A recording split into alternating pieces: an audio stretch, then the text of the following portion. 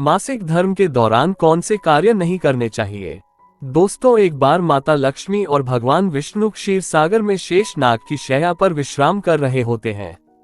तभी देवी लक्ष्मी भगवान विष्णु से पूछती हैं, हे प्रभु, आज मेरे मन में एक शंका उत्पन्न हो रही है। केवल आप ही मेरी इस शंका का समाधान कर सकते हैं। भगवान विष्णु कहते हैं, हे प्रिय, तुम्हारे मन में जो भी शंका हो निसंकोच होकर पूछो, मैं तुम्हारी सभी शंकाओं का समाधान अवश्य करूंगा। देवी लक्ष्मी कहती हैं, हे प्रभु, किस श्राप के कारण स्त्रियों को मासिक धर्म की पीड़ा सहन करनी पड़ती है। मेरा दूसरा प्रश्न यह है, प्रभु, एक रजस्वला स्त्री को कौन से कार्य नहीं करने चाहिए जिससे उन्हें पाप लगता है। भगवान विष्णु कहते हैं, हे देवी, आज तुमने मानव जाति के कल्याण के लिए बहुत ही उत्तम प्रश्न किया है। तुम्हारे इन सभी प्रश्नों का उत्तर देव शर्मा की इस प्राचीन कथा से प्राप्त हो जाएगा। इस महान कथा का श्रवण करने मात्र से ही समस्त पापों का नाश होता है। जो भी पति पत्नी इस कथा को ध्यानपूर्वक सुनते हैं उन्हें सौभाग्य की प्राप्ति होती है। इसीलिए हे देवी, आप भी इस कथा को ध्यानपूर्वक सुनिए। देवी लक्ष्मी कहती हैं, हे प्रभु, ये देव शर्मा कौन थे, उनका आचार विचार कैसा था, मैं इस कथा को अवश्य सुनना चाहती हूँ। कृपया आप इस कथा को मुझसे कहिए, मैं इसे ध्यानपूर्वक पूरा अवश्य सुनूंगी। भगवान विष्णु कहते हैं, हे देवी, पूर्व काल की बात है। मध्य देश में एक अत्यंत शोभायमान नगरी थी। उस नगरी में देव शर्मा नाम के ब्राह्मण रहा करते थे। देव शर्मा को समस्त शास्त्रों और वेदों का ज्ञान था। वह परम बुद्धिमान, गुणवान तथा धर्म कार्य में तत्पर रहता था।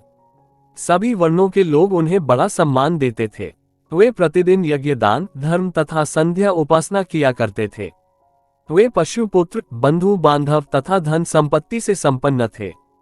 देव शर्मा की पत्नी का नाम भगना था। वह भी अत्यंत चरित्रवान, गुणवान तथा पतिव्रता, धर्म का पालन करने वाली स्त्री थी। फिर एक दिन देव शर्मा ने अपने घर पर सत्यनारायण की पूजा रखी और सभी ब्राह्मणों को स्वयं जाकर निमंत्रण दिया। नगर में निवास करने वाले समस्त मनुष्यों को उसने पूजा के लिए तथा भोजन के लिए बुलाया। फिर पूजा के दिन समस्त ब्राह्मण उसके घर पर पधारे। देव शर्मा ने सभी ब्राह्मणों का विधि पूर्वक पूजन किया और उनका आदर सत्कार किया। फिर उसने सभी ब्राह्मणों को घर के अंदर बुलाया और सुंदर आसन देकर उन्हें बिठाकर मिष्ठान और भोजन कराया। ब्राह्मणों को भोजन कराने के बाद उसने भगवान का स्मरण करते हुए सभी को वस्त्र आदि का दान करके विदा किया। वे सभी ब्राह्मण देव शर्मा को आशीर्वाद देकर वहां से चले गए। उसके बाद उसने अपने परिवार, बंधु बांधव तथा अनेक और भूखे लोगों को भोजन कराया। इस प्रकार से सभी को भोजन कराकर और पूजा संपन्न करके जब वह ब्राह्मण अपने घर के द्वार के सामने खड़ा रहा, तब उसने देखा कि उसके घर के सामने एक कुतिया और बैल बात कर रहे थे। उस ब्राह्मण ने उस कुतिया और बैल की पूरी बात सुनी तो उसे बड़ा आश्चर्य हुआ। वह कुतिया और बैल उसके माता पिता ही थे, जो पिछले जन्म के पाप के कारण इस जन्म में कुतिया और बैल बन गए थे। तब वह ब्राह्मण मन ही मन सोचने लगा, ये दोनों तो साक्षात मेरे माता पिता ही हैं, जो मेरे घर पर पशु बनकर आए हैं। किस कारण से इन दोनों को पशुओं का शरीर प्राप्त हुआ, अब इनके उद्धार के लिए मैं क्या करूं। इस प्रकार विचार करते हुए उस ब्राह्मण को रात भर नींद नहीं आई और वह रात भर भगवान का स्मरण करते हुए सोच विचार करने लगा। उसने सोचा, मेरे माता पिता की मुक्ति का उपाय केवल मुनि वशिष्ठ जी ही बता सकते हैं।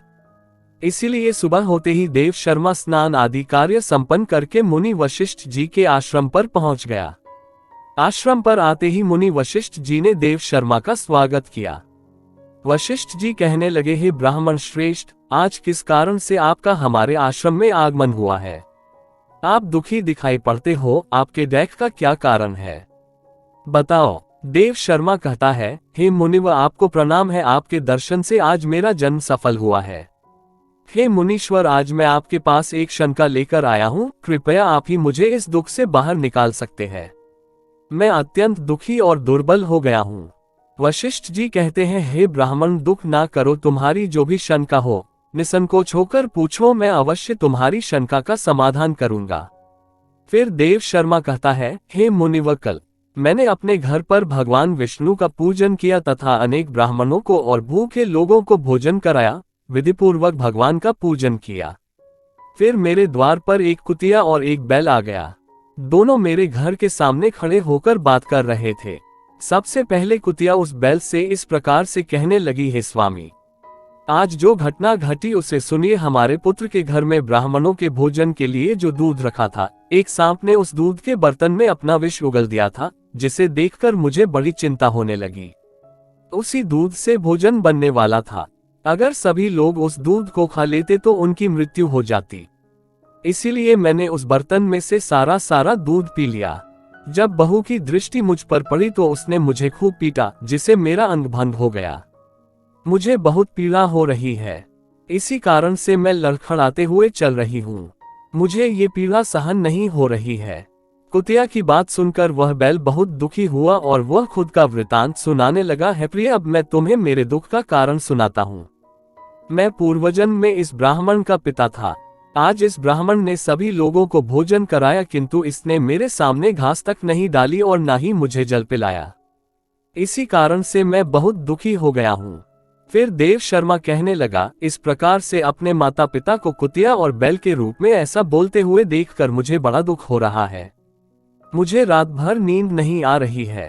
हर क्षण मुझे चिंता सता रही है।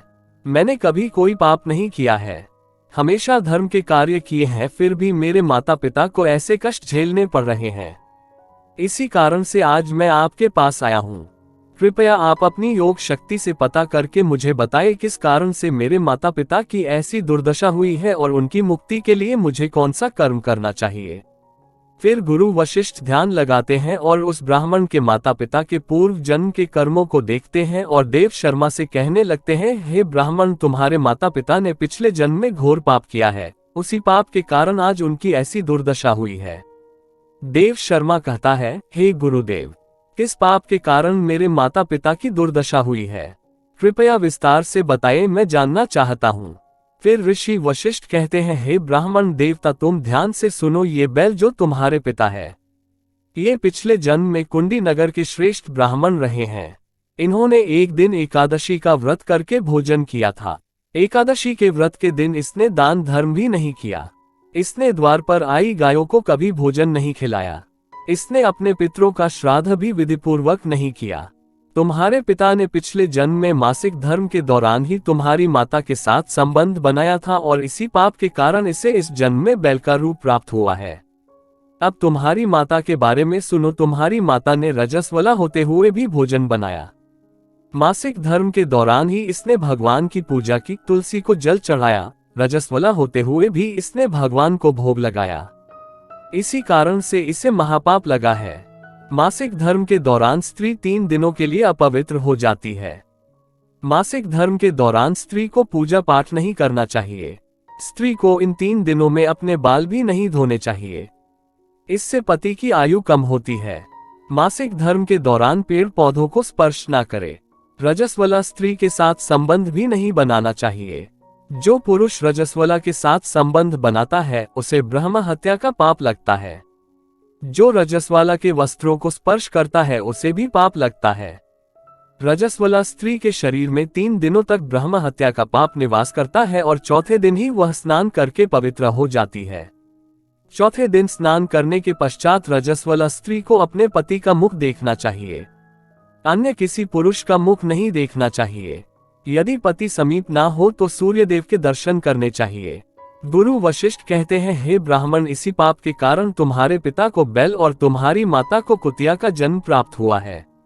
देव शर्मा कहता है, हे मुनीश्वर, अब आप मुझे मेरे माता पिता की मुक्ति के लिए उपाय बताएं। वशिष्ठ जी कहते हैं, हे ब्राह्मण, तुम किसी भी अमावस्या के दिन अपने माता पिता की मुक्ति के लिए श्राद्ध तथा तर्पण करो और दान धर्म करो, गाय की सेवा करो और गौ माता को मिष्ठान खिलाओ और अपने माता पिता की मुक्ति के लिए भगवान से प्रार्थना करो। फिर ब्राह्मण वही करता है और फिर उसके माता पिता को समस्त पापों से मुक्ति मिलती है। भगवान विष्णु माता लक्ष्मी से कहते हैं, हे देवी, मैंने तुम्हें रजस्वला स्त्री को कौन से कार्य नहीं करने चाहिए इस विषय में बता दिया है। अब मैं तुम्हें बताता हूँ किस कारण से स्त्री को मासिक धर्म से गुजरना पड़ता है। सत्य युग में काल के नाम से प्रसिद्ध दानव हुआ करते थे।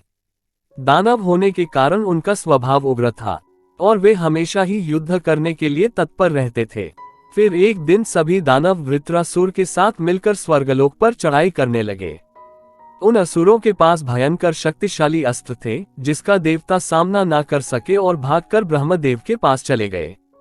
फिर ब्रह्मदेव ने उन्हें असुरों को परास्त करने का उपाय बताते हुए कहा, हे इंद्र, तुम इसी क्षण महर्षि दधीची के पास जाओ। वे उनके शरीर की हड्डियों से तुम्हें अस्त्र शस्त्र प्रदान करेंगे।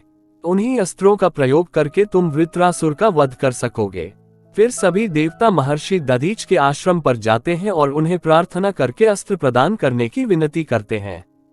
फिर संसार के कल्याण के लिए महर्षि दधीची अपने शरीर की हड्डियों से अस्त्र शस्त्र निर्माण करते हैं। उन्हीं अस्त्रों में से एक वज्र नाम का अस्त्र होता है जिसे देवराज इंद्र धारण कर लेते हैं। फिर सभी देवता गण वृत्रासुर असुर के साथ युद्ध करने के लिए निकल जाते हैं। देवताओं और दानवों के बीच भीषण युद्ध होता है। सभी देवता आकाश में दानवों से युद्ध के लिए एकत्रित हो जाते हैं और प्रहार करने लगते हैं। अग्निदेव अग्नि के प्रहार से दैत्यों को दग्ध करने लगते हैं। अग्नि के प्रभाव से दैत्यों का अंग अंग जलने लगता है। फिर वरुण देव जल की वर्षा से दैत्यों को डुबो देते हैं जिससे दैत्य त्राही त्राही करने लगते हैं। अनेक दिनों तक इस प्रकार से दैत्यों और देवताओं के बीच में भीषण युद्ध चलने लगता है। फिर देवराज इंद्र और वृत्रासुर आमने सामने आ जाते हैं। दोनों के बीच भीषण युद्ध होता है और फिर देवराज इंद्र अपने वज्र का प्रहार करके वृत्रासुर को मार डालते हैं। उस दानव वृत्रासुर की मृत्यु होते ही उसके शरीर से ब्रह्म हत्या बाहर निकलती है और इंद्र का पीछा करने लगती है। फिर वह ब्रह्म हत्या इंद्र के शरीर में प्रवेश कर लेती है जिससे इंद्र को ब्रह्म हत्या का पाप लगता है। देवराज इंद्र ब्रह्मदेव के पास जाते हैं और उनसे ब्रह्म हत्या से छुटकारा दिलाने के लिए कहते हैं। फिर ब्रह्मदेव उस ब्रह्म हत्या को इंद्र के शरीर से निकलने की आज्ञा देते हैं और वह ब्रह्म हत्या इंद्र के शरीर से बाहर निकलकर ब्रह्मदेव से कहने लगती है, हे परमपिता, अभी तक मैं वृत्रासुर के शरीर में निवास कर रही थी क्योंकि उसने अनेक ब्रह्म हत्याएं की थी। जब इंद्र ने उसकी हत्या की तो मैं इंद्र के शरीर में वास करने लगी। अब आप ही मुझे कोई उचित स्थान दीजिए जहां पर मैं रह सकूं। फिर ब्रह्मदेव कहते हैं, हे ब्रह्म हत्या, मैं तुम्हें उचित स्थान देता हूं। फिर ब्रह्मदेव ने ब्रह्म हत्या के 4 भाग किए और कहा, हे ब्रह्म हत्या, तुम्हारा 1/4 भाग अग्नि के भीतर रहेगा। जो भी मनुष्य अग्नि को आहुति नहीं देगा तुम उसके शरीर में प्रवेश कर लेना। तुम्हारा दूसरा 1/4 भाग जल के भीतर रहेगा। जो भी जल में थूकेगा अथवा मलमूत्र का त्याग करेगा तुम उसके शरीर में प्रवेश करोगी। फिर तीसरा 1/4 भाग पेड़ पौधे और वृक्षों के भीतर रहेगा। जो भी मनुष्य अकारण ही वृक्षों को काटेगा उसे भी ब्रह्म हत्या का पाप लगेंगे। फिर ब्रह्मदेव ने अप्सरा को बुलाया और कहा, हे अप्सरा, इस ब्रह्म हत्या का 1/4 भाग तुम ग्रहण करो। अप्सराएं कहने लगी, हे प्रभु, आपकी आज्ञा से हम इसे ग्रहण करने के लिए तैयार हैं, किंतु हमें भी इससे मुक्ति का कोई उपाय बताए। फिर ब्रह्मदेव कहने लगे, हे अप्सराओं, जो भी पुरुष रजस वाला स्त्री के साथ संबंध करेगा उसके अंदर यह ब्रह्म हत्या प्रवेश कर जाएगी। इस प्रकार से ब्रह्म हत्या के 4 भाग हुए, एक अग्नि में, दूसरा जल में, तीसरा वृक्षों में और चौथा स्त्रियों के अंदर प्रवेश कर गया। उसी ब्रह्म हत्या के भाग्य के कारण स्त्रियों को मासिक धर्म आता है। जो भी पुरुष मासिक धर्म के दौरान स्त्रियों को स्पर्श करता है अथवा उनके साथ संबंध बनाता है उसे ब्रह्म हत्या का पाप लगता है। भगवान विष्णु कहते हैं, हे देवी, इस प्रकार से मैंने आपको स्त्री के रजस्वला होने के पीछे की कथा और रजस्वला स्त्री को कौन से कार्य नहीं करने चाहिए आदि के विषय में बता दिया है। माँ लक्ष्मी कहती है, हे प्रभु, आज आपने मुझे बहुत ही महत्वपूर्ण ज्ञान दिया है। मैं भी आपको वचन देती हूँ, जो भी स्त्री मासिक धर्म के दौरान पूजा पाठ करेगी, पति के साथ संबंध रखेगी, उसके घर में मैं प्रवेश नहीं करूंगी। तो दोस्तों, इस प्रकार से मासिक धर्म के दौरान स्त्रियों को ये कार्य नहीं करने चाहिए। आपको ये कथा कैसी लगी कमेंट करके जरूर बताएं। जानकारी अच्छी लगी तो वीडियो को लाइक जरूर करें। कमेंट में जय श्री हरि विष्णु अवश्य लिखें। साथ ही चैनल को सब्सक्राइब करें। आप सभी का धन्यवाद।